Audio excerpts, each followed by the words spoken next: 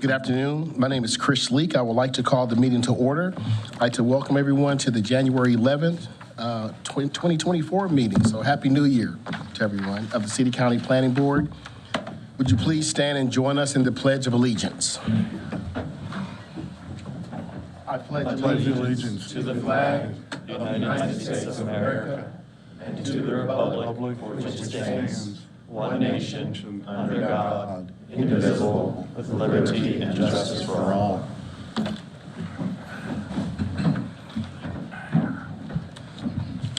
Today's meeting is being broadcast live on TV 13 and will be rebroadcast at 10 a.m. Friday morning and again at 4 p.m. Sunday afternoon. I'd like to recognize Councilmember Annette Scipio, I think, is in the audience, and I don't see any other elected officials.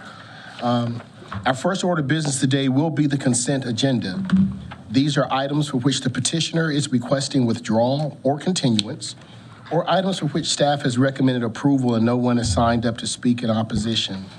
For public hearings today, each side would have a total of 12 minutes. There will be no rebuttal period. Once the public hearing is closed and the board goes into work session, no one is permitted to speak unless a planning board member asks them a question. For general use district zoning requests, the planning board must consider the full range of uses allowed in the zoning district being requested. The petitioner may not refer to a specific use for the property. For special use district zoning requests, however, the petitioner must identify the intended use or uses of the site and give specific details on how the site will be developed. Items under Section B of the agenda will require final action by the appropriate elected body, that being either the city council or county commissioners. As such, votes taken today by the planning board concerning these items are recommendations that will be considered by the elected bodies during their review of the requests. Before addressing the planning board today, we will need your name, address, and zip code for the record. Our first item of business is the approval of the minutes of the December 9th meeting. Is there a motion? Move approval. Motion by Mr. Grubbs. Is there a second? Second. Second by Mr. Patino. Any further discussion? All those in favor, sign of aye. Aye. Opposes, same sign. That is unanimous. Thank you. I'm now going to call on Mr. Brian Wilson to review the consent agenda for today. Good afternoon, Mr. Chairman and members of the board, and Happy New Year. Happy New Year. Cheers. The first items on the agenda are the automatic continuances to your February 8th meeting. The first item is item B3, that's zoning case F1634, that will be automatically continued. The next item is item C1, that's PBR 2023-01. For everyone here, that is the single-family portion of the Bethania Woods development that will be continued to the February 8th, 2024 meeting. This will proceed to a public hearing. And the next item on the consent agenda is item B2, that's case W3606. Petitioner is James W. Powell Jr., requesting to rezone an RSQ zone property to RM18. This is a 0.99 acre site located on the at the southeast intersection of West Academy Street and Anson Street. As you can see on the location map, the site is bounded by HB zoning to the, let me throw my pointer on here for you. HB zoning to the north and to the south, and GBL zoning to the east. That's where the potential Flaccid Peters Creek apartments might go. And then RM18 and a very small sliver of RSQ zoning across Anson Street to the west. And this is the aerial. You can see the site is heavily wooded and largely undeveloped. There is one triplex apartment structure with an internal gravel parking area that exists on the site today. Just so you know, in the RM18 district, based on just the size of the lot, the maximum number of units would be 17 in this case, since it's below the threshold of 1 acre. And this is the Southwest Winston-Salem area plan update, land use recommendation map. You can see it recognizes basically the existing zoning, 0 to 8 dwelling units per acre. In staff's analysis, we found that the proposed request is consistent with the general recommendations of Legacy and the Peters Creek Parkway Growth Corridor Plan. So this lies within that corridor. The site has excellent access to multimodal transit opportunities and is located on a minor thoroughfare with sidewalks. The request would provide an opportunity to redevelop an underutilized property within GMA2 to provide needed additional housing opportunities. And therefore, staff does recommend approval of this rezoning request. And I'd be more than happy to answer any questions. Are there any questions for staff? All right. No one has signed up. Is anyone here opposed to this recommendation? Seeing no one, I declare the public hearing closed. Would someone like to make a motion? Mr. Chairman, I move that the planning board find that the request in W3606 is consistent with the comprehensive plan. It's moved by Mr. Grubbs. Second. It's the second by Mr. Stillman. Any discussion? All those in favor, sign of aye. Aye. Opposed, the same sign. That is unanimous. Mr. Chairman, I move that the planning board recommend approval of W3606. We have a motion by Mr. Lamb. Is there a second? Second.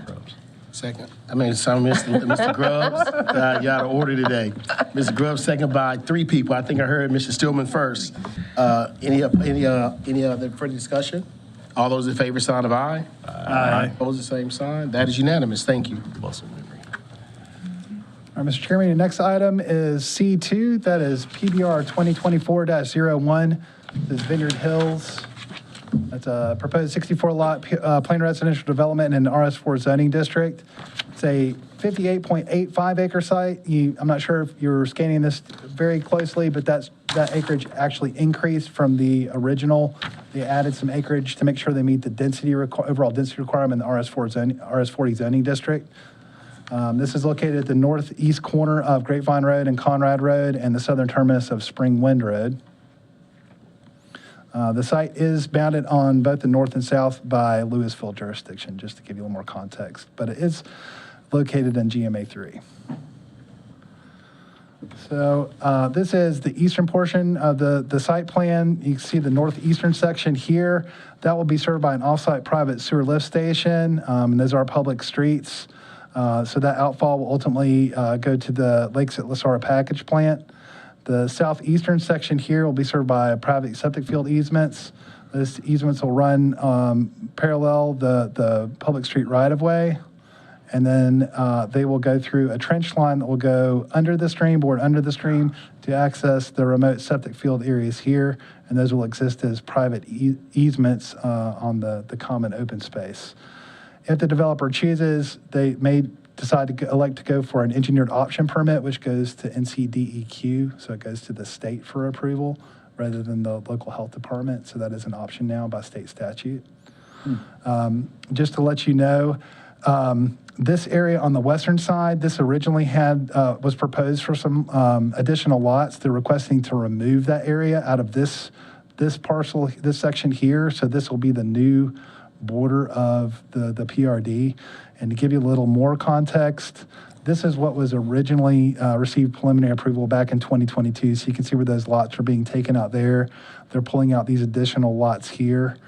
And then they're expanding this cul-de-sac here to add that additional property here. I do want to point out there was a typo in the agenda. So this particular condition is related to how that public street on the northeastern section is going to hook in to the other public street. There's actually a little intervening piece of land between the right-of-way. So this is requiring that they work that out with the homeowners association to continue that public street. It has the lot numbering incorrectly on the agenda. So I just want to point out this is a modified condition based on what you saw. With that, the site plan does meet UDO requirements, and I'd be more than happy to answer any questions that you might have for this. Any questions for staff? Did you say the septic would go under or over the stream, or is that? They're proposing to go under the stream bed, Okay. based on what I've heard from the engineer. Okay, but they're not locked into one way or the other on the plan, correct? Correct. It has to meet whatever the state requirement is on the engineer option permit. That's what they will have to abide by. Gotcha. Okay, thank you. I have a question. I know names don't really mean that much, but so this request is for Vineyard Hills, but it connects to Conrad Farms neighborhood. Is it then two different neighborhoods by the same developer that just happen to be on the same parcel of land?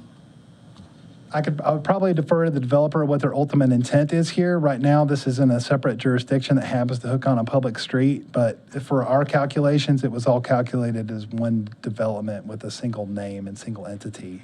But how they ultimately administrate this from a private perspective, say HOAs, that ends up being up to the developer and what their Yeah. desire is. Yeah, I just thought it was interesting. I saw the other neighborhood existing right above it, so. Well, and as a somewhat related question, I would just ask if the homeowners association whose work is required is already in place. My understanding that it's not, but I believe we have the engineer for the developer here who might be able to give us a little more update on that if you'd like that answer. If I could clarify, I believe Mr. Simon was asking, is the homeowner association they're having to deal with already in place? Right. In other Oh, words, gotcha. where they're connecting into.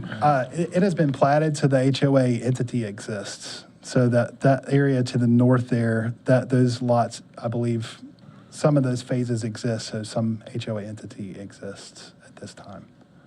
I don't know about this particular phase that attaches to it. I think that's still under construction. Thank Does you. that answer your question? Okay. Thanks. Any additional questions? All right, would someone like to make a motion? Mr. Chairman, I move that the planning board approve PBR 2024-01. Motion by Mr. Grubbs. Second, You guys going all over today. you got to guess names, right? Yeah, motion by seconded by Mr. Farabee. Any questions? All those in favor, sign of aye. Aye. Opposed, the same sign. That is unanimous. Thank you. Mr. Chairman, Board, we will now go back to the first item on the agenda, which is item B1. And Mr. Chairman, Board, while Nick Smith is coming up to begin the presentation, I do just want to make sure that there's a clear understanding of today and what we are considering with this item. This is item B1, which is W3603, which is a request to rezone approximately 25 acres from RS9 to RM8S. It is part of an overall project that has been proposed, as you just approved earlier, a continuance of PBR 2023-21, which is the overall Bethania Forest PRD subdivision on about 207 acres. So I just want to make sure that everyone understands that what we are talking about today is not the overall 232-acre project. We're talking about the 25-acre property that's requested for rezoning. So again, that's what we're talking about. Whenever the planning board review does come forward for consideration to this board, it won't be a public hearing. It will just be similar to what we just did for Vineyard Hills. As long as that subdivision meets the requirements of the ordinance, the planning board must approve it, subject to any conditions you want to impose that are reasonable and meet the rational nexus test. So with that, I'm going to turn it over to Nick. I just want to make sure I kind of set the stage for what this is. There was some misinformation via the media last night about this, and that it was going to, this hearing today was about 600 homes, and that's not the case. This is about 135 townhomes on 25 acres. So with that, I'll turn it over to Nick. Good afternoon, everybody. As Chris mentioned, this is case 3603. The petitioners are K&W Restaurants Incorporated and K&W Cafeterias Incorporated, both of which are owned by the Allred Family Legacy LLC as the primary owner for those two corporations. The site is a 24.51 acre parcel or multiple parcels on the northern terminus of Joyce Avenue, which is located west of Macabre Road and east of Bethania Road. And the request is for special use rezoning from RS9 to RM8 special use. The property is located up in the, laser pointer, up in the northwestern part of the city in GMA3, very close to the corporate limits of Bethania. This location map shows kind of where it is positioned. It is this 25-acre portion of multiple parcels and the overall development, as Chris mentioned.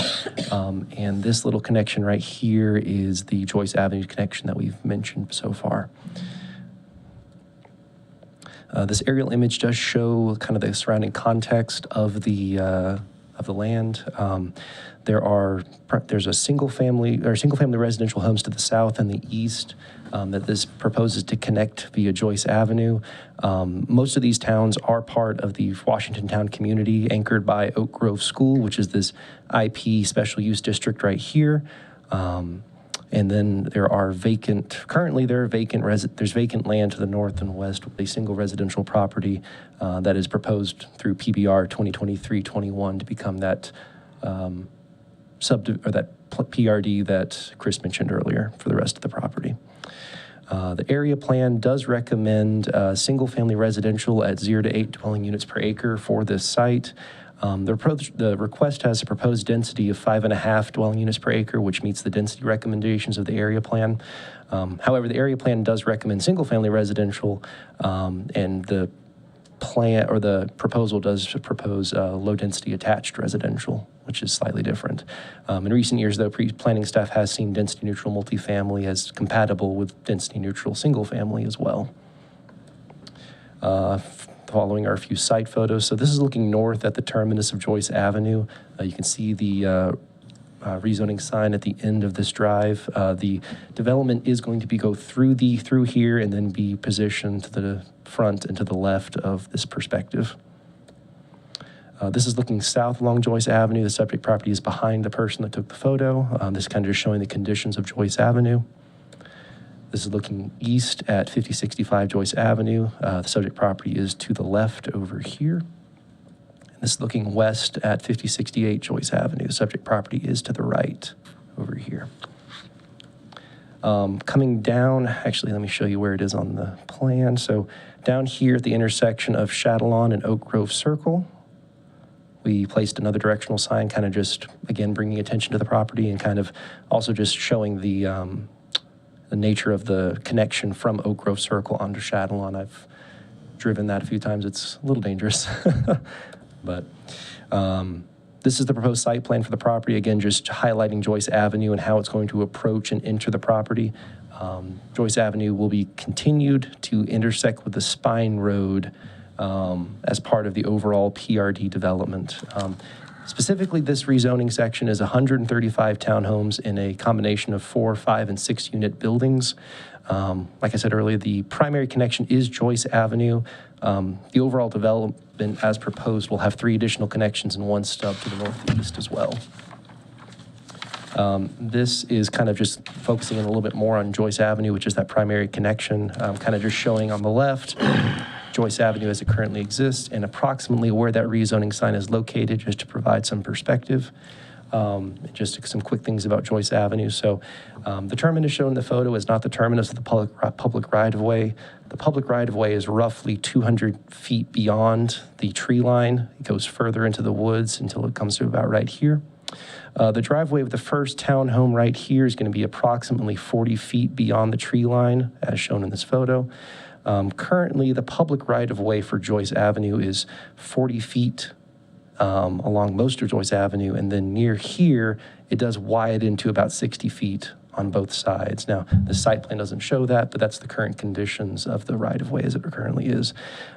Currently, the constructed street, as shown here, where it ends at this gravel section, is 18 feet wide. I went out there and measured it myself. So, the following are 2 of 21 different examples of elevations they provided. I assumed you didn't want to see all 21, but just kind of 2, kind of showing the 4-unit and a 6-unit variation, as well as a conceptual rendering of the townhomes themselves. This is an additional condition that we've added recently after talking with the developer and the owners of the site, just mandating that all construction traffic has to be on, as it says here, proposed Bethany Forest Drive and avoid Joyce Avenue to the extent that they can still be on there to construct the connection to Joyce Avenue. So, in summary, the request... Can you go back and let me... Yes, sir. Okay, thank you.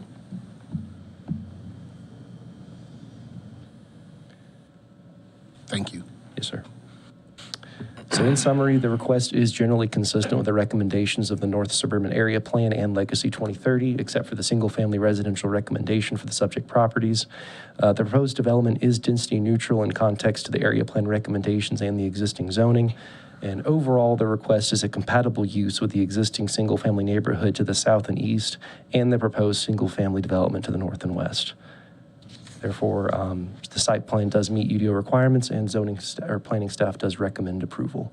And I'm more than happy to answer any questions you all have. Nick, on the maps, there's apparently it appears to be like some kind of dedicated but non-existent right-of-way that kind of bisects this parcel from northeast to southwest, I guess. What is that? It is dedicated but unopened right-of-way that the city the city owns would be the way to describe it legally. It's not something that we have done anything with, and one of the conditions, I believe, for this and for the PRD is the abandonment of that right-of-way. Okay, that's incredibly helpful. Thank you. I was reading, I grew up in this area. I actually see my parents' house right there on the map. But the road is very narrow on Joyce Avenue. And I recall reading that there was a developer recommendation to widen at the entrance to Joyce Avenue to bring it up to standard and to, I'm gonna use the term straighten, but that's not right, straighten the curve there or something like that. And I see in the drawing you have there, is that the recommended area in the gray where the widening would be? I believe so, yes. I think right around here is, I'm sorry, I put the Joyce Avenue marker right there, but I believe right around there is where it does intersect with the currently constructed part that Winston-Salem DOT has installed. And then from there, it's going to be widening from 18 feet out to meet the 50-foot right-of-way through the rest of the development, based on based on the site plan and conversations with the developer. Okay. That's not going to be taking any new right-of-way. They will be dedicating some new right-of-way. There's these red hatched lines on either side. On the subject property, but Right, not I mean, on the exit, like, it won't be taking anyone's property who's not part of the request. That's what I was wondering Okay. about. Yes, ma'am. That's important. Those houses are very, well, not all of them, but some of them are very close to the road. And if I may, I think it's also important to think through the question, would the new traffic coming from the new development down Joyce Avenue create a problem or not, regardless of the width of the right-of-way? The width of the pavement, as you said, and I was out there today too, is 18 feet. I don't see, and I don't think most of the Joyce Street residents see how that can work. I can offer a response to that, and then we may want to bring the Deputy Director of Transportation up, Bobby Kroom. Again, this is, I believe we're going to hear, we'll hear from the developer, we'll hear from the opposition, and obviously that is a key consideration. If you look at of course, this project where it is has this as its single point of access to anything that exists today. One of the reasons why we have the condition the way we have it is because, again, we were sensitive to the fact that, this is currently what I would call a substandard road. Whenever you look at the requirements, if Joyce Avenue were to be built today, it would not look like this. So the reason why we have the condition the way we have it is so that this isn't the only way in and out. When you look at the overall 232 acres in context, you would have an access along a signalized intersection along Bethania. You would have access to, Bethabra. You would have the access to Queens Grant. You would have the access, the main spine road back out to Bethania. And then you would have this.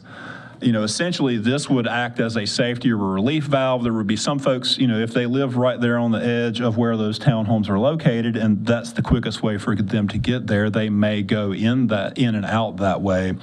But generally speaking, because Joyce does have some natural traffic calming built into it, it does have a 90-degree turn. It has some other features that, make it where you have to drive in a sensible manner. You have the unorthodox intersection currently at Chatillon and Oak Grove Circle. We see that there's natural traffic calming built into this. The ordinance requires that substreets be connected when the substreet that it's connecting into is a minimum of 18 feet in width and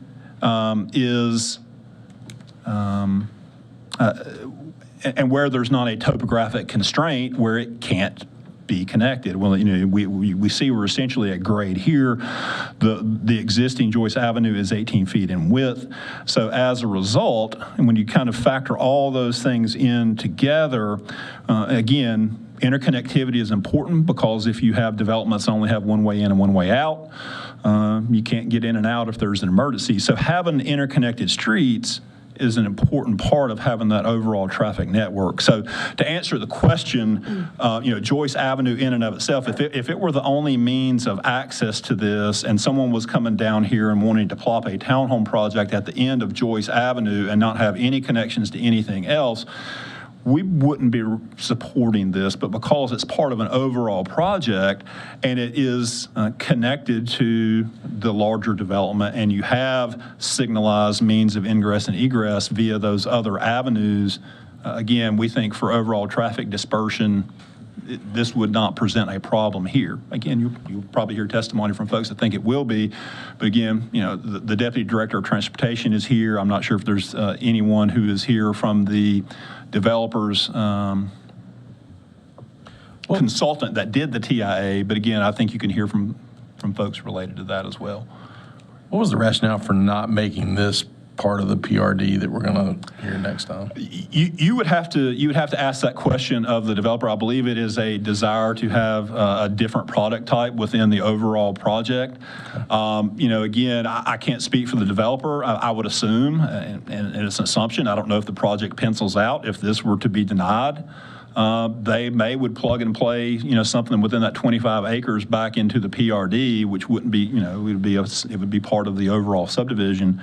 But again, you would have to ask them as far as, like I said, I think it's a product mix kind of thing. But again, if this doesn't get approved, they very well may take that same 25 acres and bring it back as part of the overall PRD. But I don't know. Fairly similar density. Again, if you look at the overall, if you look at the 207 acre parcel portion of the development, they're not even at half of the allowed density. It's 476 units at 207 acres is a density like 2.2, and RS9 allows 4.84. Obviously, there's constraints. You have things that where you can't physically fit more development in than that. But again, I don't know if they've looked at whether or not the number of units this 25 acres could support if they had to do single family. But again, I think it's a product mix desire, but they could probably answer that better whenever they get up to make the presentation. So Chris, when you're talking about it being density neutral between the multifamily and single family. I'm sorry, Ms. Smith, can you get in your mic? I'm sorry, when you're talking about it being density neutral between multifamily and single family, is that's only if you look at it on the larger comparison or just at this? It's close to density neutral. The RM8 the RM8S townhome request is for 135 units on 25 acres, which comes out to right at 5.5 units per acre. Under RS9 zoning, you can do 4.84 units per acre. So it's a little more units than what you otherwise could get under RS9 zoning, but of course, again, if you do look at it under the overall context of the overall 232 acres, it's significantly less. Yeah. Again, fully acknowledging that it doesn't meet the product type recommendation.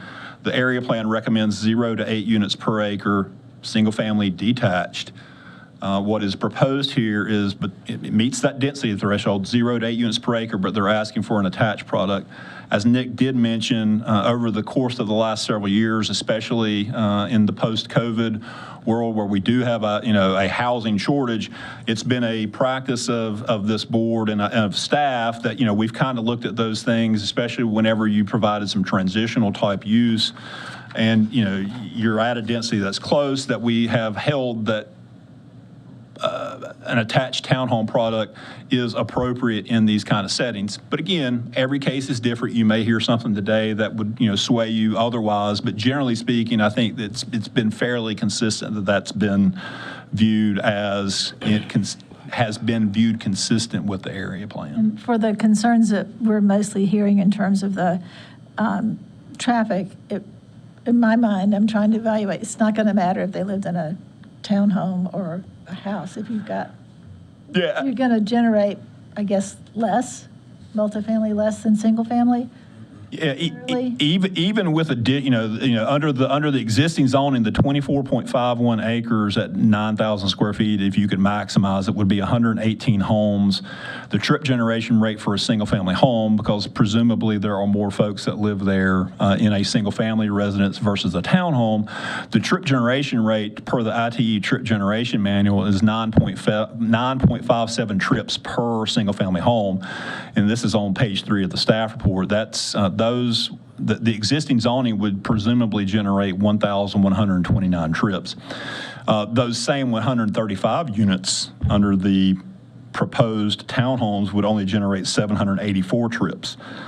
But again, because the trip generation rate is less, a townhome is under the ITE trip generation manual generates 5.81 trips per day. Okay.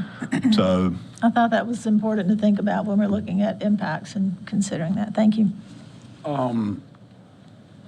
Since we're supposed to focus on the 25 acres and what's proposed for it, is there any assurance that next month's proposed PRD will follow on the same development schedule so that there are other avenues to enter and exit what we're looking at today? Go ahead. Mr. Steelman, the condition that we showed earlier, that was one of the reasons we developed that condition, was to basically say that the new internal street, Bethania Forest Drive, would have to be present to construct this project. So if for some reason that went away, the Bethania Forest Drive went away, then that's not something staff could address at the staff change level. This whole project would have to come back to the board. I failed to recognize the name Bethania Forest Drive. Thank you.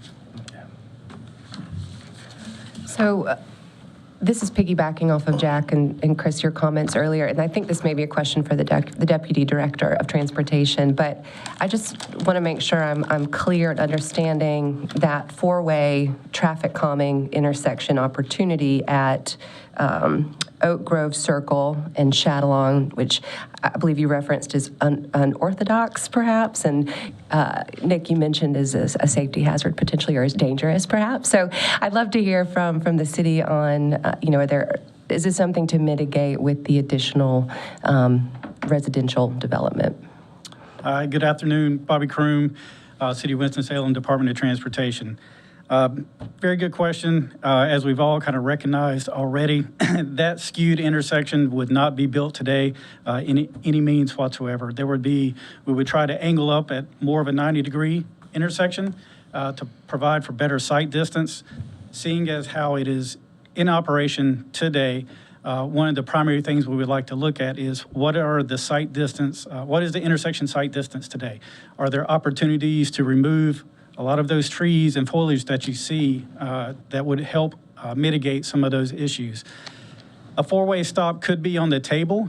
We would like to look at it once the traffic becomes a reality.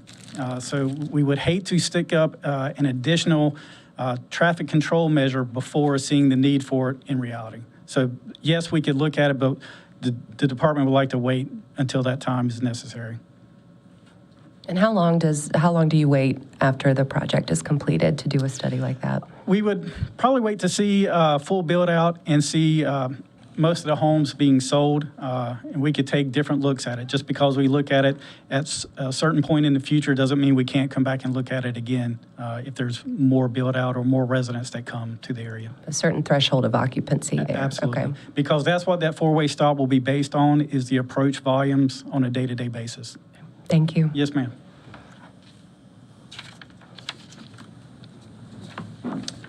Are there any other questions for staff? Perhaps just one more for Bobby. If would you also look at the increase in traffic specifically with widening in mind on Joyce Avenue. Absolutely, that could come into play. We would try to take a holistic approach in looking in that area. And we can make, as kind of done in the traffic impact analysis, the TIA, there are those projections. A lot of times, I can tell you in my experience, those projections are very conservative in the sense that they can be overshot for many times because it is based off historical empirical data in the IT trip generation manual that Mr. Murphy referenced. So that's why we would love to take a look at what happens in reality before we take too many drastic measures ahead of time, if you will. Thank you again. Yes, sir. Go ahead, one more, sorry. So with build out and the additional people living in this area, you could have cause for an analysis. This awkward intersection has existed for 100 years, I'm gonna say, it's really bad. And so I would just recommend that as you continue, I know you all do this all the time, to add things on your general list that it should just probably be put on the list anyway, because it is horrible to get out. Like I said, my parents live here. I grew up, I actually went that way today. I usually avoid it because you cannot see at all. Also, it's very dangerous coming from Shadowlawn because people behind you don't pay attention. And as you have to stop to turn, they run right into the back of you. So I understand that growth causes more concern, more interest, but it really should be reviewed in general. Yes, sir. A great comment. And I'll make, I have spoken through email with one of the citizens in the area who has had that concern, and it has been put on our radar. Even, in talking with the lady, pulling it up as an aerial, and for me, honestly, seeing it for the first time, it's a little shocking to see a skew of that nature with the roadway.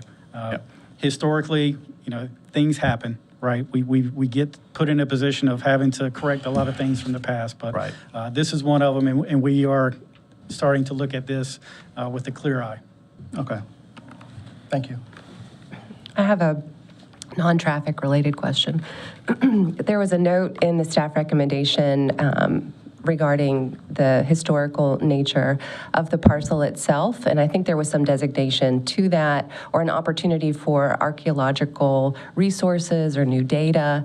So what does the city do with that information? How does that move forward, and is there any requirement tied to that with this development? I'm going to defer to... So, Ms. Schwab, this is something that's actually integral to this whole development, but particularly to the subdivision PRD portion of this. The developer and their consultant has already done some archaeological work out there. They have identified significant resources that are going to be in the PRD portion of the site, and there's a condition that those will be accommodated. As far as what's in the condition for this section here, there was nothing found in that initial site work, but if as they're turning dirt, they're doing earth moving out there, they find anything, then there is a condition to accommodate for that. But again, we have worked with the petitioners and the Historic Resources Commission staff, and they're satisfied with these conditions and the way the project has handled that so far. Great, thank you. Just a little bit of context. One of the reasons why the project was delayed was because, and again, the developer can talk about this, but the developer parent company, the national office, kind of wanted to have an answer to what might be found out there prior to getting their approvals through the rezoning and the subdivision process to kind of know what they were getting themselves into. So that they have actually, like I said, they have already conducted the historical archaeological analysis out there. So that's why it was held initially, along with other reasons. But again, that was one of the reasons why it was delayed in coming to you. And again, that got wrapped up back in the end of November, beginning of December. Thank you. Any further questions for Nick or the staff? Thank you, Mr. Smith. So we will have a public hearing for case 3603. Again, as a reminder, each side will have 12 minutes of speak time. For the proponents, we have Luke Dickey, and I think that's Dion Brown or Bond, I'm not sure. Again, I know this is kind of two cases, but we really want to try to focus on this multifamily portion. And so as you're speaking, if you could limit your comments to just this part, even though we kind of did not as we were discussing this, I would ask you to be cognizant of your 12 minutes. All right, sir, if you could give us your name, address, and zip code for the record. Good afternoon. Luke Dickey with Stimmel Associates, 601 North Trade Street, Suite 200, Winston-Salem, 27101. Thank you again, Chairman Leake and members of the board for being able to present to you this project here this afternoon. Again, staff did a great job of kind of providing you the overall context. This is for a rezoning for a townhome development on roughly 24.5 acres. Here's a site context map showing that site highlighted in yellow, and with the major roads of Walker Road there to the north, Chatillon to the south, Bethabara to the east, and Bethania Road and Renolda Road there to the west. The site context again with this is looking at this is part of a 233.5 acre overall development. So this is kind of one phase of that which will be tied in, and it is provide another type of product in the site. So that's why we're requesting rezoning for this piece, is because townhomes aren't permitted in this is zoned RS9, so we would not be able to do townhome development within that. So we're rezoning to the RM8S. The RM8 is because we are at 5.5 units per acre, so we can't do RM5. And then also in regards to, we were looking at doing a 4, 5, and 6 unit buildings. So those aren't permitted in the RM5 zoning district to be able to do the 6 unit buildings and 5 units in there. We have to restrict that to 4. So given just the different product types here that's why we're requesting the RM8S portion of that. Just kind of as you can see, this kind of overall context is from the overall development is, again, from the UDO requirements is whenever we have an existing stub street that meets a certain criteria that ties into the site, we, as a requirement from a development standpoint, have to make that connection. Overall, this townhome one has that connection there at Joyce Avenue. When you'll see the PRD in the future, we have one at Queens Grant and also Bethabara Road that tie into the site. This shows you where that new access off of Bethania Road would be for that Bethania Forest. And as you had heard before early in the presentation about that condition, this cannot be constructed through Joyce Avenue, so Bethania Forest would have to be in place for us to be able to do that construction of the townhome section of this. Overall, this is the site plan again. It's 24.51 acres. We got a total of 135 townhome units at that 5.5 units per acre. Again, it's public streets is what is proposed on this with sidewalk on one side. This is, again, that part of that larger development that would tie into a larger street network and sidewalks as well.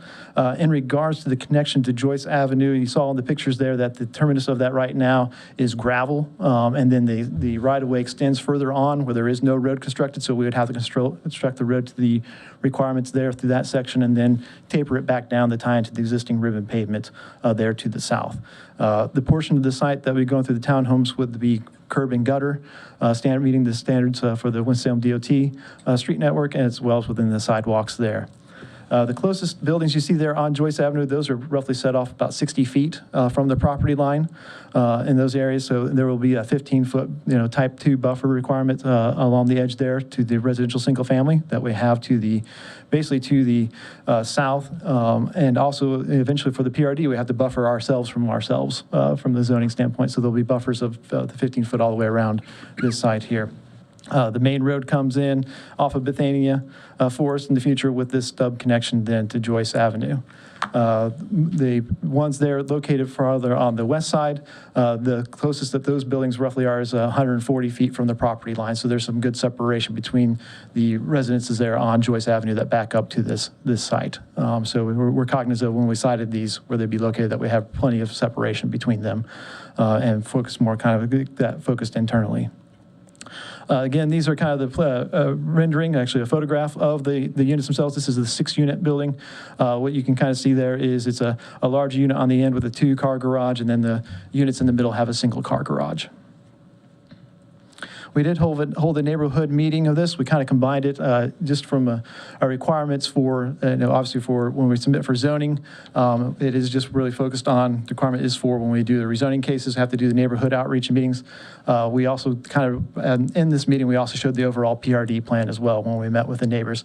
And you can see the extent of the outreach line is that white line there in the middle, around that's 500 feet from the site. We expanded it to the red area there, so we make sure we captured more people and also bring them up to speed in regards to what the PRD was going to be proposed as well. So we had 208 invites that went out for that. Prior to the meeting, we had 5 neighbors reached out to us, and we tried to answer their questions best we could in that. And then at the meeting, we had 51 people in attendance. We've had continued conversations as well afterwards in regards to kind of what the process and the delays that we've had to bring us here today. Reasons to support this is, again, our proposed density of the project is 5.5. It's just a little bit above what would be permitted in the RS9. But when we were looking at this as a holistic project too with the PRD. So overall, the overall project is about 2.6 units per acre. But again, I know you got to focus in on just the zoning of this townhomes, which is at the 5.51. These townhomes would help diversify the housing stock in the area, offering a lower maintenance option, so you don't have as large of a yard from that standpoint, as opposed to having a single-family residence. And if you were to zoom out in the kind of this area, there are hardly any townhome developments in this geographic location. There's a small one off of Shadowlawn Drive. And so we're seeing this more and more as developments are coming in with this 233 overall acre development. We have a portion of it went in townhomes because, that's a lot of homes in itself, but we're also offering a different product is what they're looking at from this standpoint. And so, again, this would be part of a larger development that's interconnected streets, sidewalk networks, and amenities. This by itself meets the UDO requirements for a common recreation area, but since it's also going to be part of a larger development, they'll have those tie-ins to the other amenities as part of that as well. Dion here is here with Davenport Engineers and should be next to speak just to have any questions to kind of present with from the TIA and kind of the process that they went through with that. And we also have representatives from Pulte Homes developers, and they'd be happy to answer any questions you have as well. That concludes my presentation. I'd be happy to address any questions that you may have before I turn it over to Dion. All right, thank you very much. Thank you, Luke. I've got one, if I may, please. Did I hear correctly earlier? It said that if today's concerns prevent this from being approved, that you can still come back next month with a PRD that in effect generally gets this plugged back into it? We would have to probably work with staff on the revisions to whatever that plan would be to convert, if this was not approved, to take that back to a residential single family, because that might have some impacts on the layouts and what they want to review that. But yes, in essence, then we could bring that back in overall as a PRD, just with single family residential. You would not be able to bring it back as a PRD with the townhomes? No. Okay. Yeah. Okay, thank you for that clarification. Okay. All right, thank you. 5.5 minutes. All right.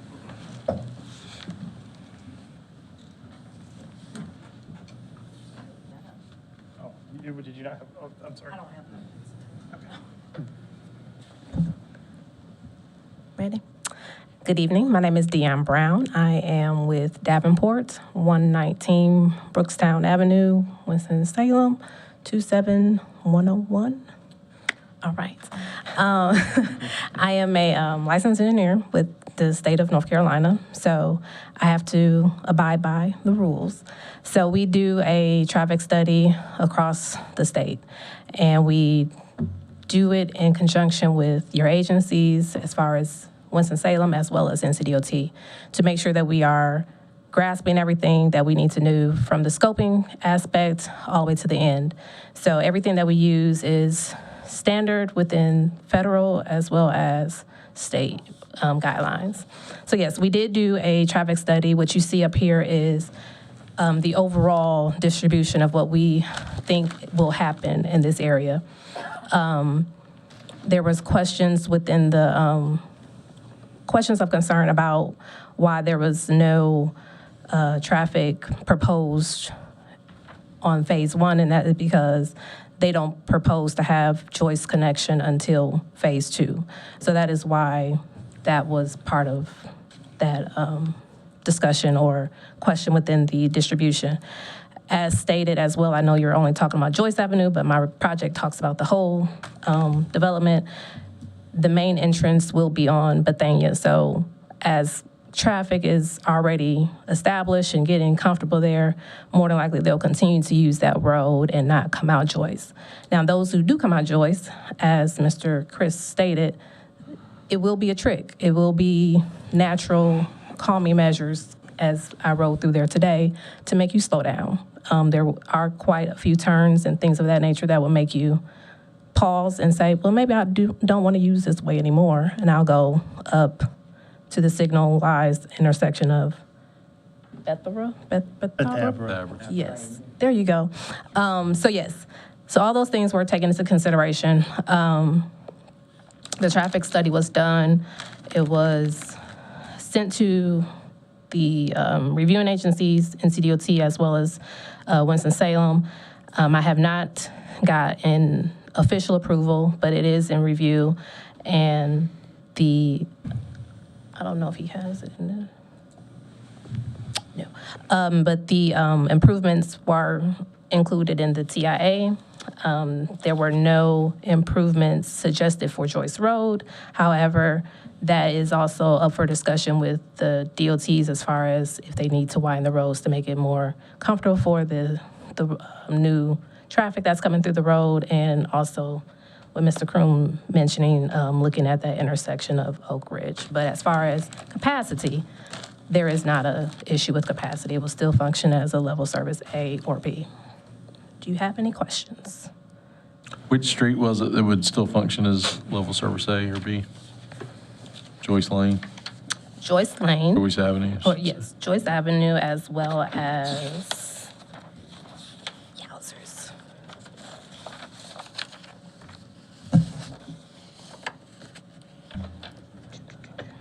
Shadalong at Oak Grove will function as a level service C, and then Joyce will still function as a level service A.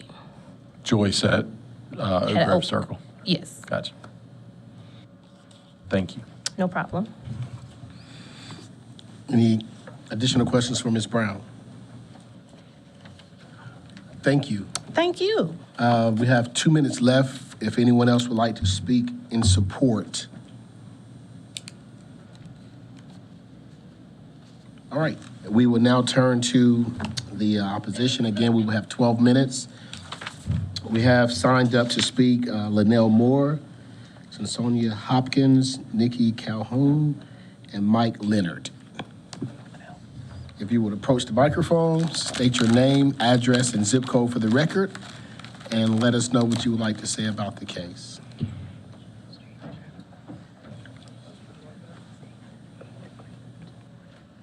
Good afternoon, Linnell Moore, 5060 Joyce Avenue, Winston-Salem, 27106.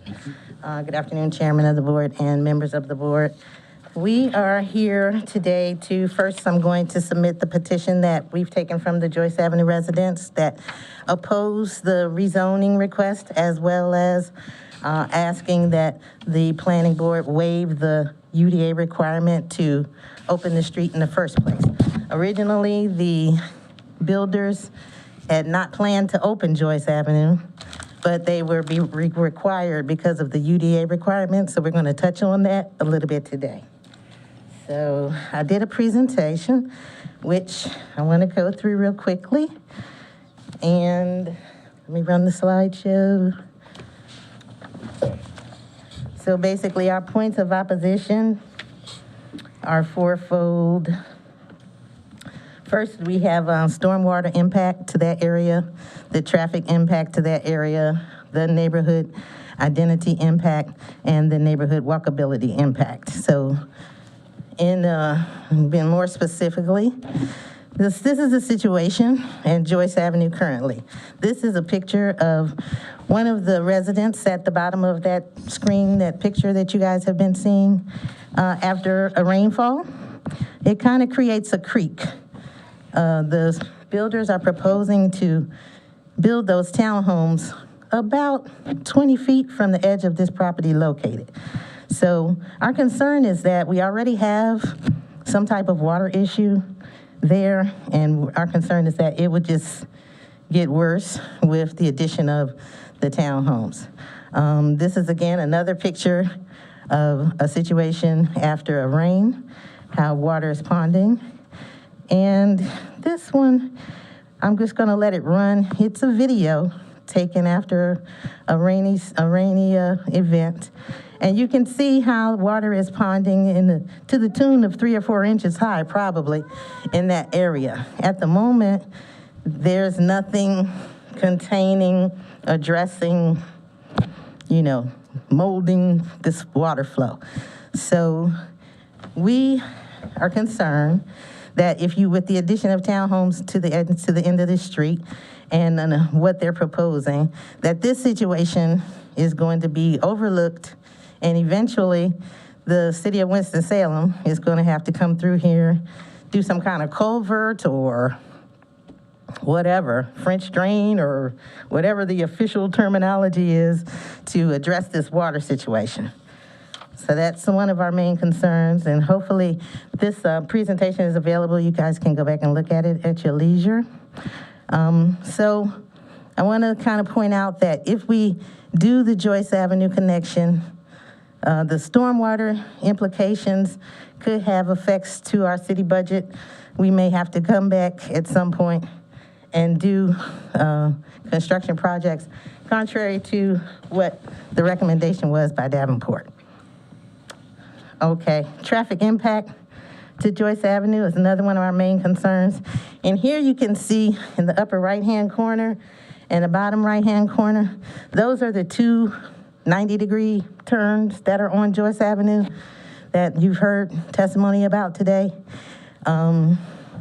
As you can see, if there's a school bus and a mail truck trying to make that turn at the same time, that's not going to be a good day for anybody. So we feel that if Joyce Avenue is opened up, it's going to create additional construction projects for the city to address these issues. Right now, we have 7 houses on Joyce Avenue. So if you just say, two cars a day going out and 2 cars going out twice a day, then maybe you have 14 trips a day on Joyce Avenue. The full build recommendation from the TIA was that there would be 5,195 trips daily added to this neighborhood. And somehow they feel like none of it's going to come through Joyce Avenue, or what they said, 10%. If you look at the map that they presented, you would see that Joyce Avenue would be almost in the center of their development, and the choices for people to leave out of that development and go to Bethania, which they'll have to take a left to go to Renolda, because the right is going into Bethania, the town, which leads to nowhere. So everybody's going to have to go out that way. So if you think that everybody's going to say, oh, I'm going to go to the light because it's the safer option, I don't think that that's the way the human minds work. I think most humans go the shortest way. Even Google takes you the shortest way. So anyway, our current situation would go from like 14 trips a day to, even if you say 10% of 5,000 trips, you can see the impact to our street and to our community. All right. Neighborhood identity, I'm going to turn it over to Santonia. I yield my time to her. Hello, everyone. My name is Sansonia Hopkins, and I live at 5065 Joyce Avenue. So the picture that you've seen throughout this presentation is where I am. The gravel part of that road, as you can see, it floods out. There is right now no traffic there. The townhomes, for me, will create a lot of traffic, not just for me, but Joyce Avenue in general. A lot of traffic. We're going to have a lot of different crime going on there. That is a historical Washington town, and it's part of the Bethania Freedman community. So it is historical. As it was stated earlier, Oak Grove School is there. It is still there. And a lot of the descendants of the enslaved still live in that area. And so for all of the traffic to start coming in on this quiet, secluded neighborhood, it's just, I don't think that that's a good idea. We do have a lot of elderly people, a couple of elderly people that have been, like Mr. Furby said, there for 100 years. I grew up on this side of town, so I've been there probably 60 of those years. And so it is a quiet, secluded neighborhood, and we just don't need the traffic. Not only that, I don't think that Joyce Avenue can handle the traffic. As it stands right now, you can see the S-curve, and as Ms. Moore stated, a school bus, a garbage truck, they're not going to be able to get through there at the same time. So we're proposing, and the Oak Grove and the Shatline, even though there are going to be different points in and out of this community at some point, the human mind, as Ms. Moore said, we're going to take the fastest and the quickest route. We're not going to take Joyce Avenue all the way to where we can get to Bethesda Road and come back up, especially when there's nothing there right now. It's just going to be wooded. So if we're going to propose later, and I know we're not supposed to be talking about the future planning, but if that road is going to be cut in there anyway, why can't we do that now instead of opening Joyce? Before I actually constructed my home at the end of Joyce, I had checked into abandoning Joyce Avenue for this reason, because at some point I felt like it would end up being a through cut, a main thoroughfare, and it's going to be. It may not start out as that, but it's going to end up being that. And there again, as you can see on the presentation, the historical impact that it has there. Bethesda Road, as Mr. Furby says, his family has lived there for years and years, and Bethesda cannot, it's narrow as well. So what we want, what the residents of Joyce Avenue wants, is, let me get my little book. Oh, we want to, Yeah. we want you to, Deny. the ordinance, okay? The ordinance is what planning is requiring the builders to do. They didn't want to do Joyce Avenue. The ordinance is what's making them open that street up. So we're requesting that you waive that ordinance as it pertains to us for the reasons mentioned here. You want to go ahead? Is that the one? Yeah. Here is where the reasons why we feel like we should be able to abandon the ordinance. The street at 18 feet right now, that's from cement to cement. If you widen that road, you're going to have to take some property. They want you to rent it. Okay, so here's what we want. To deny the All right, request so to rezone. just to deny the request to rezone from a RS9 to a RM8, reducing the traffic impact to a historical neighborhood.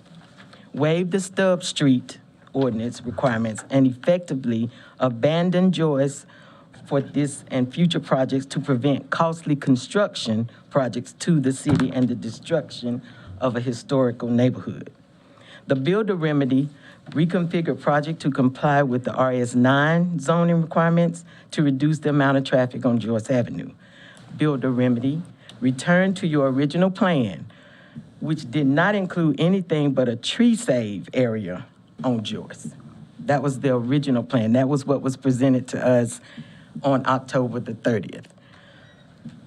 Also, the builder remedy used the same plot of land you're using to connect Queens Grant to connect to Walker Road and create all streets and neighborhoods exits you like on your own land. and the minimum impact to Bethania or Washington Town. Thank you. Thank you, Ms. Hopkins. If you don't mind, could you give your zip code? 27106, I'm sorry. That's right, thank you. Any questions for Ms. Hopkins?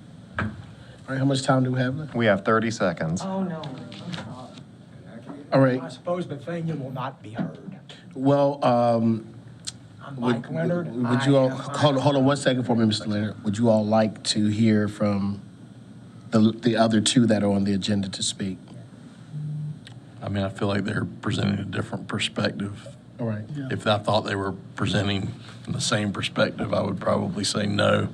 But I think what we're going to hear is probably going to be from a different viewpoint. So I don't have an objection to that, as long as it's limited We need some to- reasonable period of time. Limit the Are you fine with time, but that? we can hear. Okay, all right, so let's add 6 minutes. And if you don't mind giving us your name, address, and zip code, Mr. My Leonard. name is Mike Leonard, Leonard. I live at 5575 Main Street, Bethania, 27010. I was a practicing lawyer. I no longer practice. I'm kind of glad to have that behind me. But anyway, I'm president of the Bethania Historical Association, and that's why I'm here. Basically, whatever it appears to me, and I thank the staff and the traffic consultant for saying some things that help clarify this. It looks like to me that this townhome development will somewhat increase traffic in development. I thank the traffic consultant for pointing out that they expected the traffic to go over to Bethania rather than going down Joyce. The reason why I'm here is because there are a number of nationally recognized, in fact, in the comments I made, there are 26 nationally recognized significant historic structures on Main Street in Bethania. Those houses are built close to the street. They are shaken constantly. I know we live in one, and I know the damage it causes. Now I accept that, but that's why I'm here, is because I do not get the feeling that the significance, that these nationally significant structures are getting any attention in any of this. That the impact of the traffic, I saw nothing in the traffic impact study about that kind of impact, and that's probably not required by the statutes. I get that, but still, the issue is there. And so basically, and I realize that this is only about the townhomes, the Historical Association opposes the townhomes because they will increase traffic on Main Street in Bethania. Thank you. Any questions for Mr. Leonard before? Thank you, Mr. Leonard. 4.5. 4.5 minutes left. I think there was one other person who signed up. Hello. Hi. My name is Nikki Calhoun. I live at 4885 Queens Grant Road. I'm the last house on the left. Zip code, please. 27106. Thank you. Winston-Salem. I'm here to oppose the townhomes because, as Mike and the traffic impact analysis reflected, Joyce is not where they're focusing all of the traffic to be directed. It's going to Bethania and also to Queens Grant Road. We understand the UDO requirements of that. But as he mentioned, it directs all of the focus into Bethania. Bethania is its own town in, the county limits, where Queens Grant is maintained by NCDOT. Everything thus far that you guys have heard has been from Winston-Salem DOT. So I feel like they should be coordinating a little better on this project, seeing as how it's connecting the town of Bethania to the city of Winston-Salem. And in essence, they're sort of subsidizing their project through Bethania. And I want to clarify, the first word that was spoken was it was Bethania Woods. That's actually not correct. It's Bethania Forest. I live in Bethania Woods. The neighborhood of Bethania Woods is Queens Grant Road and Bear Creek Road. So I'd like to just point out that, Boy Scouts even say, leave no trace. And we're a historic town. We're very prideful of that. And I think everyone should at least acknowledge and, work together to preserve the town of Bethania. So, we just want to explore the options of how our town could be affected by putting in townhomes that are, in essence, not going to be focused to go out Joyce. They're going to be focused out Bethania Road and Queens Grant Road. So that's my first big point. Secondly, I want to propose the rezoning be at least postponed for one legal particular reason that was just sort of discovered. I don't know if it's true or not, but I do think it's at least something that should be looked into. So K&W Cafeterias, the name was actually sold in 2022. I spoke with Shonda Schaefer, who is marketing of K&W Cafeterias today. She verified this and was appalled that the company K&W Cafeteria name is associated with a project of this nature. They are vehemently against a residential project or townhome project. And they, from what I understand, are in the middle of a cease and desist because K&W Cafeteria cannot be used with this project. Everything that was applied for, all of the permits, all of the department comments, everything is in regards to, on the papers and screen, K&W Cafeteria. So I think that's something that legally should at least be explored as well. So thank you for your time. Thank you. Any questions for Ms. Calhoun? All right, thank you so very much. How much time is left? 1 minute 45. All right, we have 1 minute 45. Yes. Brent Rocket. I live at 5208 Bear Creek Road, Winston-Salem, 27106, in Bethania Woods, in the town of Bethania. I'm also the mayor of Bethania.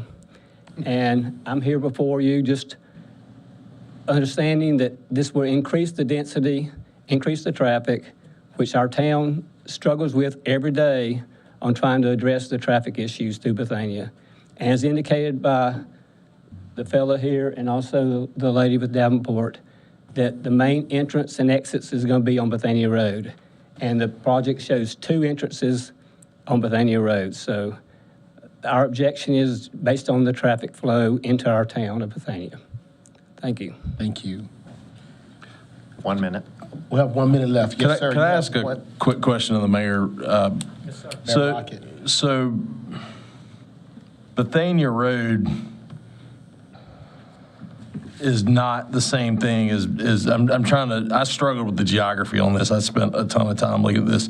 So Bethania Road becomes Main Street. Is that accurate? As it goes through the middle of Bethania proper? Bethania Road ties into a 3-way stop, Main Street. Okay. Yes. All right. So in your experience, if I'm hypothetically a resident in either these, in these townhomes, because that's what we're considering, where would I be going if I left the townhomes and turned to go through the middle of Bethania? Where am I headed if I go there? Because the best I can tell, I'm going to end up in Tobaccoville, but it doesn't seem like the easiest way to get there. A lot of that traffic, and Main Street at one time was NC 65. Right. We did get that changed, so it's not addressed as a thoroughfare. But all that traffic going through town both ways accesses 52. And now with the new interstate over there at 52, we suspect there will be even additional traffic. So if I head north on Bethania Road, which becomes Main Street, and then you'll turn right on Bethania Royal Hall Road. Okay, right. And ride all the way to 52. It's a little ways down. Yeah. 52. Okay. Okay, and that answers my question, I guess. Thank you. So I have a question. So I heard someone say earlier that if you get on Bethania Road, you end up nowhere. So there's no need to go. Can you clarify that? That's kind of where I was going with that. I think I heard that earlier. Well, we get traffic every day from King coming through to get to Winston-Salem. We have traffic leaving, going to 52. So, there's places they go. They don't stop in Bethania. They go through Bethania and continue on. All right. Thank you. All right, sir, we have 1 minute left. I'll recognize you if there are no more questions for Mayor Rocket. All right. Again, sir, if you would state your name, address, and zip code. 27106. And your address, please? 5045 Joyce Avenue. Thank you. Y'all said that to make it through street on Joyce to access Oak Grove and Shalom, right? You're with the state? You said you with the state DOT? Okay, who is with the state DOT in this room tonight? No one's with the state DOT per se, but we have Mr. Kroom as the deputy director. He is representing the Metropolitan Planning Organization, which conducts transportation study analysis for both the city and the state. And Shalom Drive is a state-maintained road, is that correct? Yes, that's correct. Have y'all gotten with the state about improving the intersection at Oak Grove, Shalom, Squire Road? I felt like that should have been addressed in the proposal because that is a dangerous intersection and it's blind spots. And I felt like the state should have been involved on this proposal because y'all not gonna fix the streets. It's gonna be up to the state to fix that street. So I feel like y'all should propose this in with the state because that intersection is terrible. And it's only a three-way intersection. Mr. Chairman, time has expired. Okay. Thank you so very much, sir. Okay. Mr. Chairman, if I could, I do want to get Bobby Kroom up to answer that question related to Shadowline, whether or not it is or is not a state-maintained street there. And then I do have a couple things to say related to that. Yes, sir, it is a state-maintained street. And as I think someone mentioned, the state is reviewing the TIA. I think there's a little bit of difference with how the state handles TIA, and I don't want to speak for them tonight, but my assumption is that they don't take the time to review a TIA in this complete thoroughness when it's a rezoning TIA. They will look at it when it becomes an actual site plan. So that's a little bit of the nuance when we talk about DOT. They would just think about it, they would just get so many throughout the state that it becomes unmanageable. So Chris, I'm not sure if that's where you were going. It is. If you look at the interdepartmental comments in your packet in the staff report, it has NCDOT. Ashley Long basically provided a comment. The TAA has been presented to review to Scott Jones, district engineer, and JP Couch, division traffic engineer, but that's the extent of their review at this point. Just like anything else, their comments that came back to us on the site plan, both for this and for the PRD, basically rely on the fact that eventually they're going to be applying for a driveway permit for the connections to their system. And at that point is when they will determine what improvements, if any, are necessary. And the developer would likely be required to pay for those improvements, correct? Correct. Right. And I'd like to tag on to one more comment that the gentleman made. If there are issues existing today, I would advocate for him or anyone else listening, make those comments today to both NCDOT and to city staff, and we can see what we can do to remedy it. Let's not wait for developments to come in and try to solve it all for us. Thank you. All right, so we are out of time, so I will now declare the public hearing closed. Before we go into discussion, I want to let citizens know that are in the room and also watching, every email that comes in, we read. I can assure you that. This board that I'm on, I can tell you that we spend hours, and every phone call that comes in, we listen. So I want to thank citizens for your involvement in the process. Regardless of how the vote goes today, I do think there's been a lot of thought and comments about issues that still need to be resolved in that area that I hope we have on record, that we can have a discussion about, the staff can have discussion with the appropriate entities to maybe put some of these things to action. Any comments, any thoughts before we go into I've got one thing I'm not clear on, and it's more just information. Historic resources in the area. It's been mentioned that there were significant findings there. In general, what are they?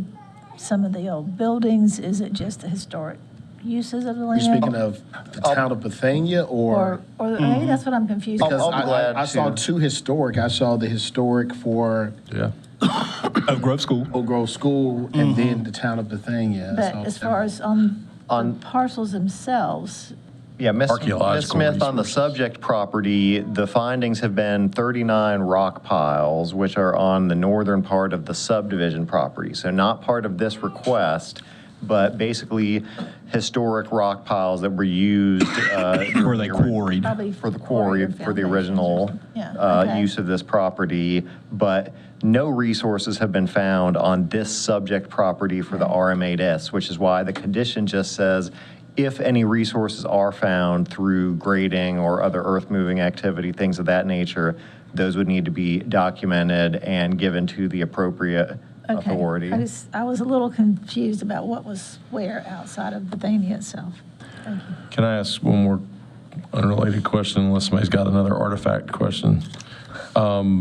If hypothetically this parcel or these parcels that we're being asked to consider today were added back into the PRD instead, there would still be a requirement to make a connection to Joyce Avenue. Correct. Okay. The ordinance requirement requires the connection as a public street, regardless of whether it's a townhome or single family. Okay, thank you. And regardless of the fact if there will also be other points of connection? Correct. Thank you. Mr. Chairman, if I could, I do want to mention two things. The first is tied to the connection. There is no ability for a waiver of that. It is an ordinance requirement, and therefore you cannot waive a requirement. You cannot, waiving the requirement, if it meets all the criteria, is a de facto text amendment and or a variance, which that's not anything that is variable by the ordinance. It's a requirement, and again, we've had this conversation on other projects, the townhome and single-family project that was done on Somerset, that came up, that's come up in other both city and county projects over the course of time. And the fact that this is in the city versus the county is the same UDO, and that requirement is the same across both the city and the county. The other thing I did want to mention, and I'm sorry I don't remember the name of the young lady who spoke, but we also had a call today from the holding company for the K&W cafeterias, the actual entity that runs the cafeterias all throughout the Southeast, concerned about the name and the confusion, and again, some of the angst that has caused them because of the media attention that's been received on this the last couple of days. Just to provide a little bit of clarity to that, whenever we process a rezoning request, we are required to utilize the information that's in the tax records. The K&W Cafeteria Incorporated and K&W Restaurant Incorporated, and there may be another entity with K&W in it, that are all on the tax system. That is the legal name through the tax department, probably based on the last time a deed was recorded for that piece of property. If you go to the North Carolina Secretary of State's business search, basically K&W Cafeterias Incorporated and K&W Restaurant Incorporated are all, are the previous legal names of Allred Family Holdings Incorporated. And that's in the Secretary of State. The original, those original incorporations date from 2/25/1947. So again, there wasn't anything that was done to be misleading or anything else. We assured the folks, and actually the parent company, I think it's Eagle Holdings or somebody of K&W, is based in Texas, and we had that conversation today, and I believe that she may be still watching this. She said she was going to tune in today, but we did say that we would make sure that we brought that up, and again, this has nothing to do with the actual restaurants, K&W Cafeteria. Currently, this is part of, again, I use the word Legacy. I believe some of it is Allred Legacy Holdings. You've got the Allred Family Holdings. All of the Allred family was part of the K&W, founded K&W Cafeterias. And again, that's just a indication of an old deed, but that is legally what we have to advertise as far as the rezoning request. So I just want to make sure that that was said to address that concern, but also, again, just provide clarity for anyone else in the audience who's watching this and thinking that this is K&W Cafeterias. It's not. No, sir, I've already closed the public hearing. I'm sorry. Yeah, the public hearing is closed. All right, thank you for that clarification, sir. So we could go down, but I think we can make a motion and then we can kind of entertain the motion and see how the motion goes, unless someone would like to have individual discussion about their feelings about this particular case. I just wanted to add something. Yes. This is a tough case, given that we have to look at only this small part of a comprehensive project that we can't really talk about today because it's not under consideration. My personal feelings of connectivity, diverse mixed uses, residential types and all of that might be different from other people's in the room. And we'll have to discuss that when we get to the larger project. However, given the fact that this part of the project is situated on this, I'm gonna use the term back street, kind of road, it makes it hard to review it in a decent manner. If it was placed on, say, Bethabara or Bethania, which are more substantial types of roads, you can look at it differently, but we can only consider this today. And this road and location does not really fit. If the placement was elsewhere, we might have a different conversation. So I think it is a difficult ask, particularly considering that we can't look at it as the full project. So just wanted to add that. Thank you, Mr. Fairby. Anyone else want to make a comment? I mean, I've struggled with this one, I think, as much as any case I have in a good while that we've had. To the comment that the historical considerations haven't been taken into account, I would disagree with that. This is a unique site in that you've got historical value all around it, really for different reasons, and both incredibly valuable historic cultural resources. And if I thought that somehow not letting the developer go ahead with this, or not letting the one we're going to hear next time go forward would protect and save those historic resources from any threat in the future, my consideration might be different. But there's going to be increased traffic on Main Street in Bethania, regardless of whether it's coming from this development or if you go up the road towards Tobaccoville, somebody's going to find a reason to come down through there. It's just the nature of what we're facing as a county in terms of growth and development. And I understand the concern. I think there are luckily some historic preservation easements in place that will safeguard a lot of that. I understand that doesn't keep the house from shaking when a truck drives by, but there are traffic calming measures that are within the town's control, and they can work with DOT on those as well. But that has weighed very heavily on my mind, so don't think for a moment, and just as much the Oak Grove School aspect of it,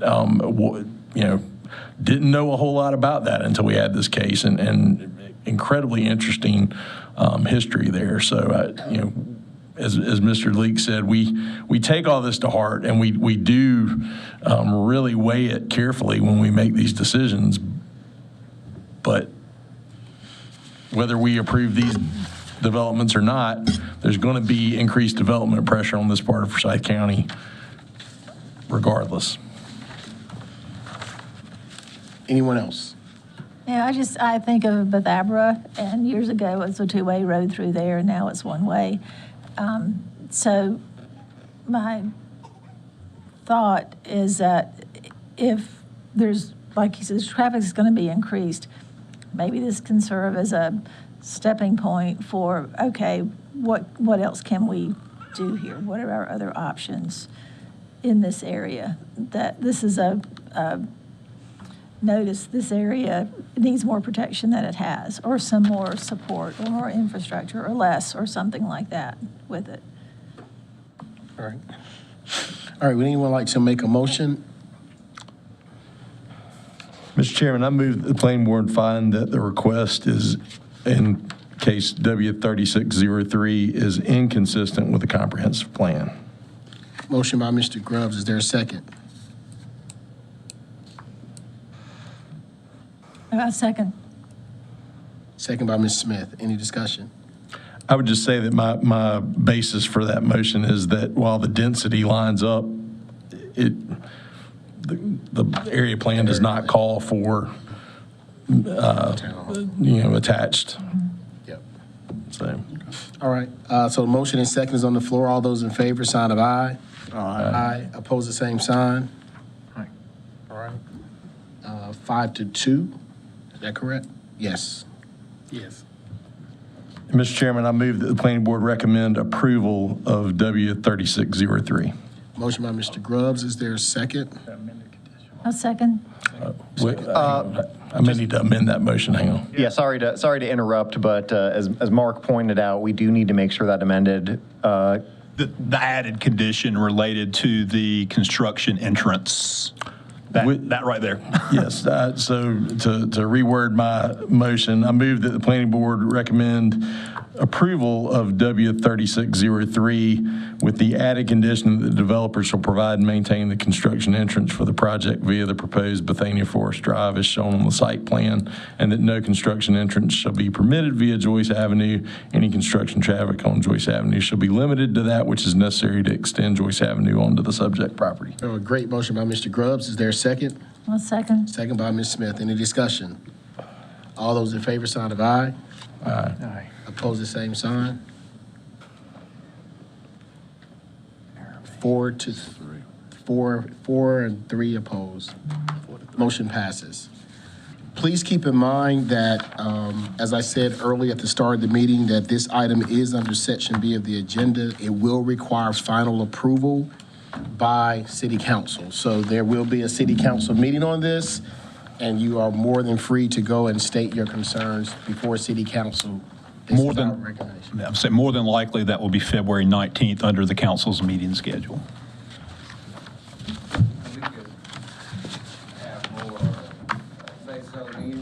Yes, sir. Now, there is a time limit, I believe, in City Hall as well. But yes, you will also have an opportunity to speak there. And that will be the final, the approval or denial. I believe it's, again, it's subject to, I mean, the developer themselves could continue it, but it should be on February the 19th of 2024. All right, I'm going to give a second for the chamber to clear for those who want to leave now as we conclude the rest of the meeting. That is the body of the agenda. And then we'll go back. I don't know, we may be done by the time you get back. Sure. I think he's just going to let them leave, and then we're going to have, basically, I've got 5 items to go under staff report. Shouldn't take too long. Like just after. I struggle with that one. Yes, me too, because to make the I roads know work, progress has to take place. the road, which is not going to work. So it's like pick your poison thing. And maybe for some of them, yes. Yeah. Widen it somewhere else. I rode by there. It was like, I'd never ridden out there before. My parents live on Bethania. Oh, okay. So they'll be entering past that home. If you all would please make haste so that we can go home. Thank you. Happy New Year, everybody. You don't have to, but if you're going to. All right, now that the chamber is cleared, all that's left is staff and us and Councilmember Scipio, as always. All right, I will. Mr. Chairman, I have, under staff report, we do have a couple items to go over. So first of all, I'll turn to Kirk, who will give you a preview of the work session for the 25th. All right, well, good evening again, board members. And unfortunately, after you all have had a reprieve from work sessions in November and December, we're going to be hitting you hard in January. We've got 3 items scheduled. The first is we're going to be presenting a memo on a retaining wall text amendment that was on your work program for this year. I won't discuss this in detail today, but basically, after researching our peer communities, looking at our ordinance and other alternatives, and conferring with our assistant city manager, we are actually recommending that we not change that section of the UDO, but we will get into that in a couple weeks. The second item is a text amendment to daycare regulations in the city and county, and this is to get them more in line with recent statutory changes that change the number of children that are allowed under various classifications of daycares per the statute. We're also changing a few other related items to our use-specific standards for daycares since we're cleaning up that section. The final item is Amy is going to give you a detailed update on the Forward 2045 comprehensive plan and where we're going to be going in the spring as we get underway with our next section of public outreach.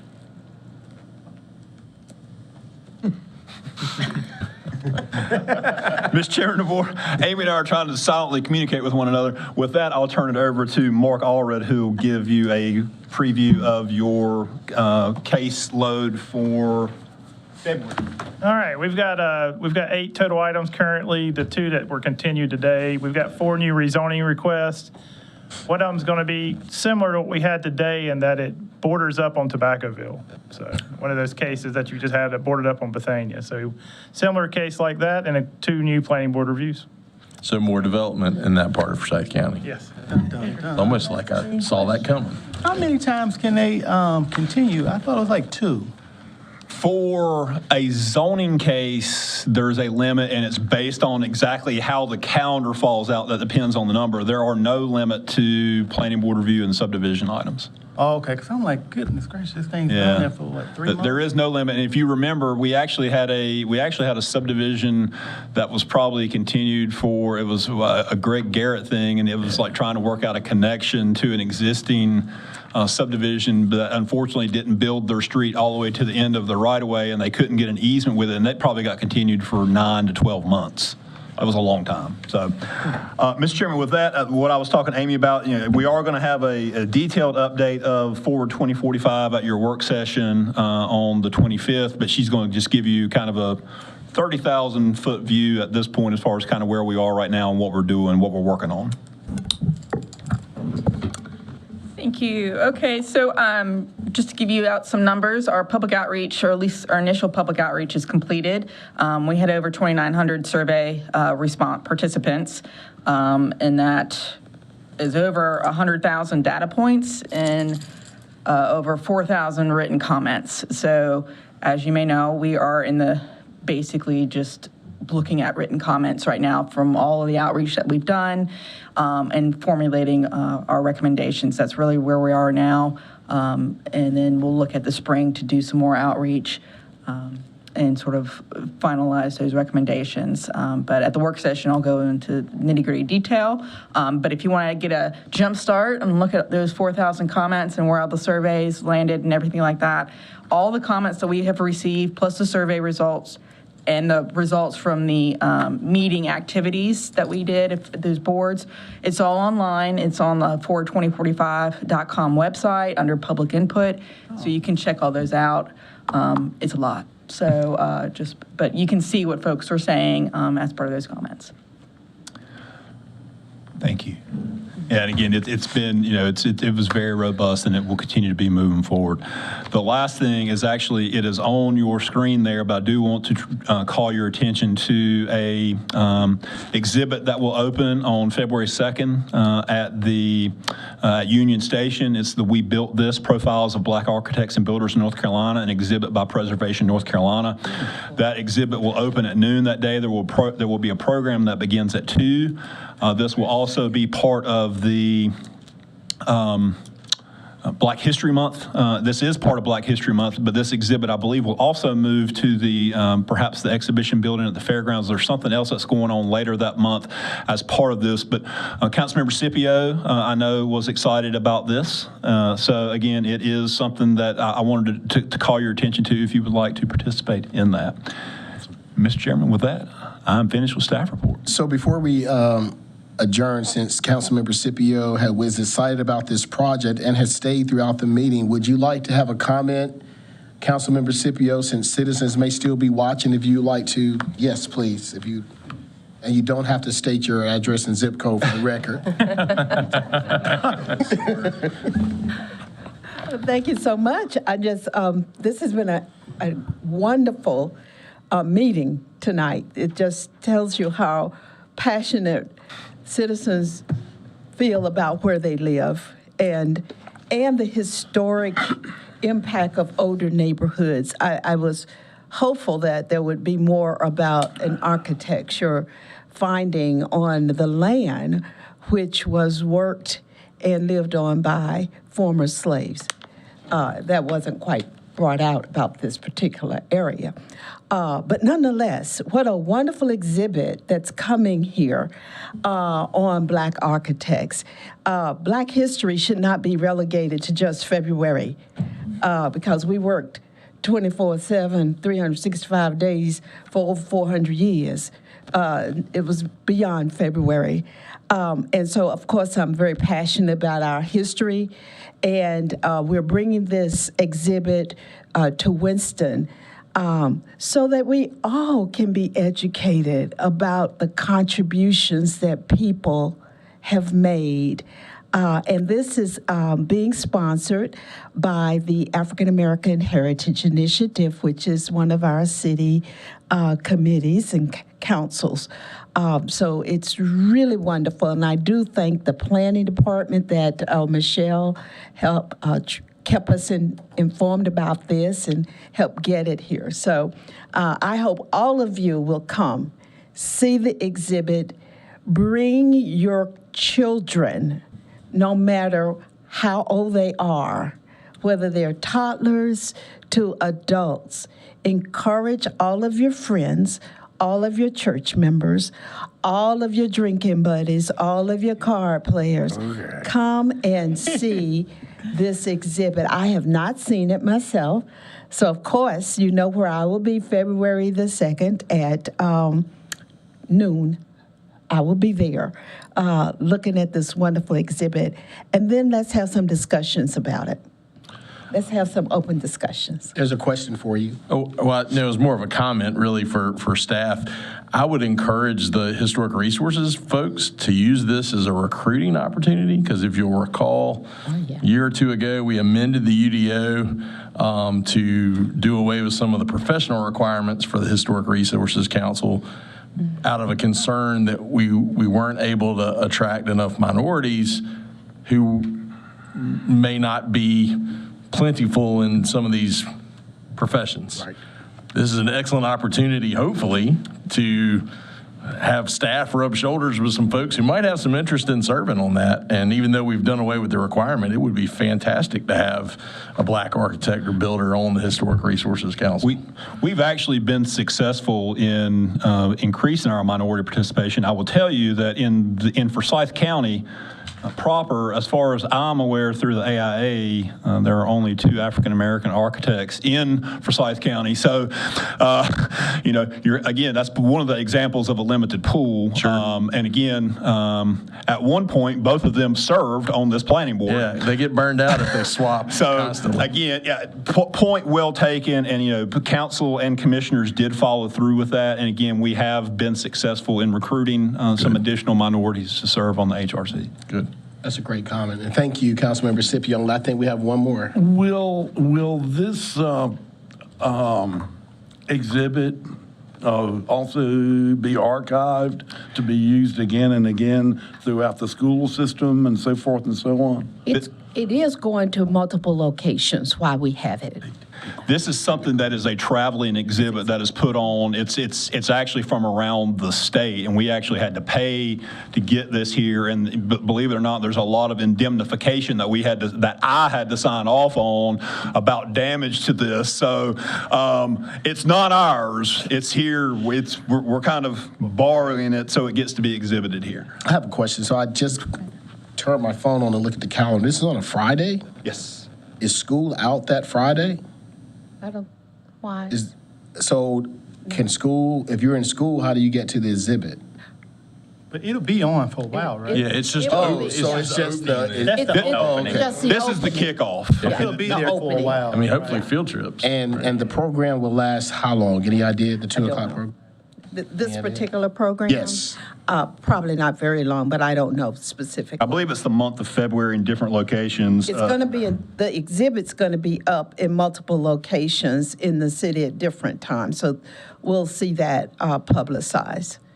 Thank you. Vice Chairman Grubbs just talked about the Green Book. So all of this kind of ties in. Yes. Could tie in together. This is amazing. Thank you for bringing this to our attention. I had no idea this was happening.